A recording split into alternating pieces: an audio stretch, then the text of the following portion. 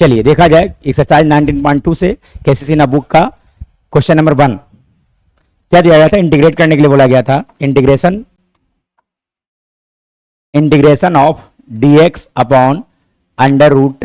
X plus a plus under root x plus b लिखा गया था। अब इंटीग्रेट करने के लिए क्या करना होगा कि सबसे पहले सिंप्लीफाई करना होगा। फर्स्ट सिंप्लीफाई देन इंटीग्रेट, मतलब इंटीग्रेबल फॉर्म में कन्वर्ट करना होगा। तो इंटीग्रेबल फॉर्म में कन्वर्ट करने के लिए हमारे पास एक हथियार है, वो है रेशनलाइजेशन। तो रेशनलाइज पहले कर लिया जाए, यानी कि लिखा जा सकता है रूट एक्स प्लस ए और यहां लिखा जाएगा under root x plus b divided by लिखा जा सकता है root x plus a minus लिखा जा सकता है एक्स प्लस बी का होल डीएक्स लिखा जा सकता है, यानी कि यहां से डीएक्स यहाँ पर 1 कर दिया जाए का होल डीएक्स लिखा जा सकता है। नाउ अगर फर्दर बात किया जाएगा तो मल्टीप्लाई करने पर इसे लिखा जा सकता है अंडर रूट ऊपर में आ जाएगा हमारा एक्स प्लस ए माइनस लिखा जा सकता है रूट एक्स प्लस बी। और हम लोग जानते हैं कि देखिए अगर नीचे में देखा जाए तो नीचे में लिखा गया है A plus B into A minus B that is equal to A square minus B square लिखा जाता है। कहने का मतलब यह हो गया कि यहाँ पर अगर देखा जाएगा तो ये देखिए ए है और ये बी है, ए प्लस बी इंटू यहाँ पे देखा जाए A minus B that is equal to A square minus B square, जैसा ही यानी कि रूट एक्स प्लस ए का होल स्क्वायर माइनस लिखा जा सकता है रूट एक्स प्लस बी का होल स्क्वायर लिखा जा सकता है। जैसे ये स्क्वायर आ गया इसका मतलब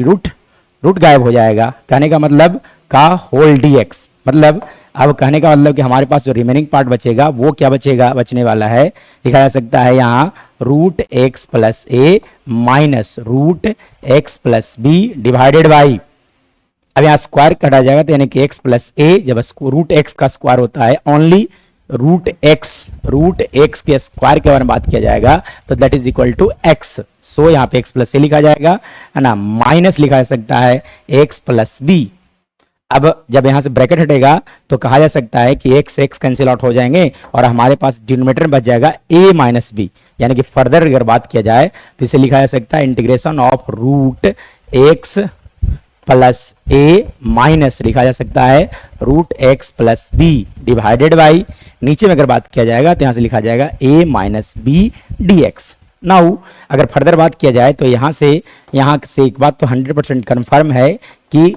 कांस्टेंट है। यहां पर देखा जाए तो ए और बी dx लिखा गया था, dx मतलब x के अलावा जो भी सिंबल यूज करते हैं उसे हम लोग बोलते हैं कांस्टेंट। तो a माइनस बी कांस्टेंट हो गया, इसलिए इंटीग्रेशन से बाहर आ जाएगा। तो a minus b integration of हमारे पास बचा रह गया x plus a minus root लिखा जा सकता है x प्लस बी का होल dx। नाउ अब हम लोग जानते हैं कि इंटीग्रेशन का साइन दोनों ही फंक्शन के पास चला आता है। Integration of u plus b, अगर दो फंक्शन प्लस में होंगे तो इंटीग्रेशन के साइन दोनों ही फंक्शन के पास चला आता है। यानी कि फर्दर स्टेप में अगर मैं बात करूं तो इसे लिखा जा सकता है, मैं अगला स्टेप यहां लिखने जा रहा हूं,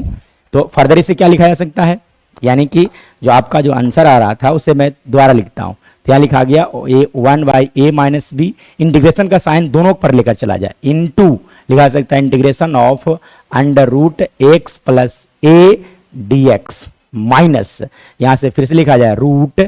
x plus b D x लिखा जा सकता है। नाउ अगर मैं फर्दर बात करूं तो यहां से एक फॉर्मूला हम लोग जानते हैं कि integration of x to the power n, integration of x to the power n लिखा जाता है x to the power n plus 1 by n plus 1 लिखा जाता है। लेकिन ये फॉर्मूला कब एप्लीकेबल होगा, ये फॉर्मूला तभी एप्लीकेबल होता है जब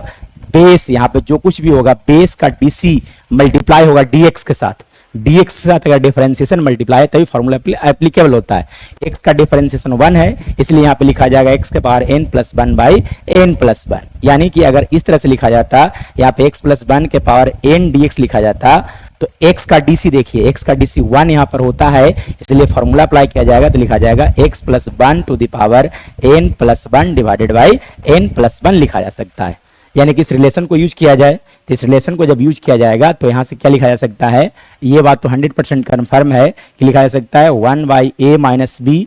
ऑफ, ठीक है। अब देखिए इसके लिए अगर बात किया जाए तो लिखा जा सकता है x plus a to the power 1/2 dx minus यहां से लिखा जा सकता है x plus b to the power 1/2 dx। Now अगर फर्दर बात किया जाए तो इंटीग्रेशन के लिए अभी मैं बताया इसका dc होना चाहिए बगल में, तो इसका dc कितना होगा 1 होगा। डिफरेंशिएशन x प्लस a का डिफरेंशिएशन x के लिए 1 a के लिए 0 हो जाएगा, डिफरेंशिएशन है बगल में इसलिए फॉर्मूला अप्लाई होगा, तो लिखा जा सकता है 1/a माइनस बी इंटू,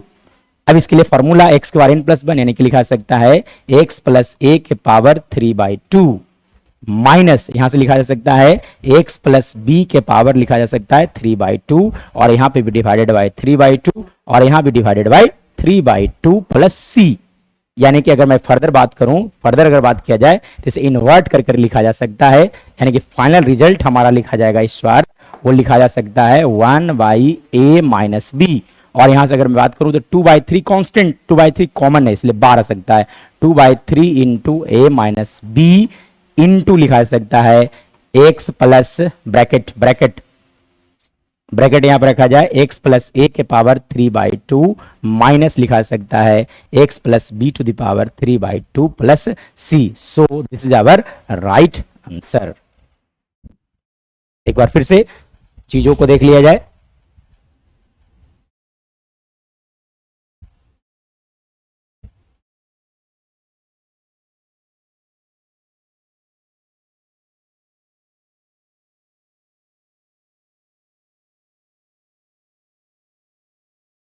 चलिए